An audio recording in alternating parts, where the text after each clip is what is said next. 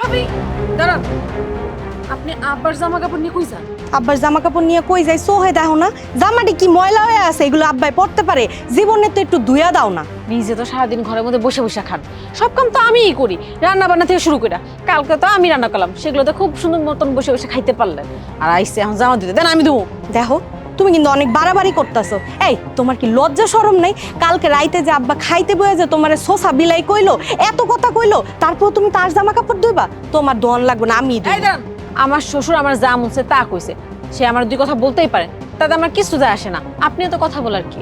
আর এই যে জামা কাপড়গুলো তো আমি বাইর করে রাখছিলাম, সুন্দর মতন ঘরে যেয়ে চুপি চুপি নিয়ে আইলেন, মনে করছেন নিজে ধুইয়ে নিজে সুনাম কুড়াইবেন। এমনটা আমি থাকতে হবে না, এগুলো যেহেতু আমি বাইর করে রাখছি ধোয়ার জন্য, আমিই ধোবো। তুমি কিন্তু অনেক বাড়াবাড়ি করতেছো, বেশি বেশি কথা কইতেছো, এত কথা তোমার মুখে শোভা পায় না। আমার কথা শুনাইতে আইছে, নিজে কি নিজের বাপ তো রিক্সা চালায় খায়, আইসে আমার পরিবার নিয়ে কথা কইতে। নিজেরটা আগে দেখেন। কি কইলা?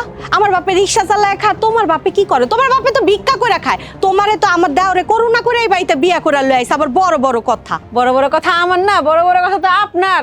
আপনার বেলায় মনে নাই, আমার তো বিয়া করে নিয়েছে।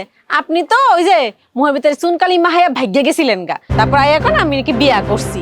আপনার মতন তো এই আকাম করি নাই। আর তুমি কিন্তু এখন বেশি বেশি কথা কইতাছো, এত কথা পছন্দ হয় না, যাও ঘরে যাও। এই দাঁড়ান দাঁড়ান, আমি দেবো। আমি দুমু, আমি দেবো। আমি দুমু কইছি না, আমি কইছি না, আমি।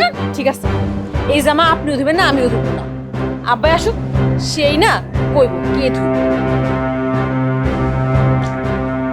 যত সব একটা নষ্ট মাইয়া মানুষ, একটা সংসারটারে আমার ধ্বংস কইরা দিল একদম। যত সব এরকম মাইয়া যেন আর কোনো ঘরে বউ হইয়া না যায়, ফালতু কোথাকার।